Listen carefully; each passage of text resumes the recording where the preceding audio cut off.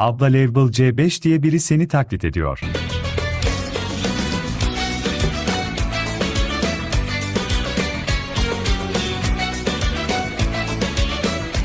Ekip değil, kast ajansı.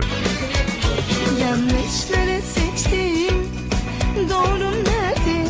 Kaybettim kendimi, dengem nerede? Bazen düşer insan, yardım nerede?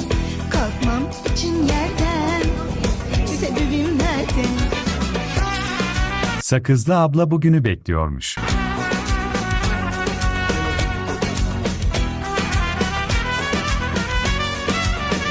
İnternetim helal olsun.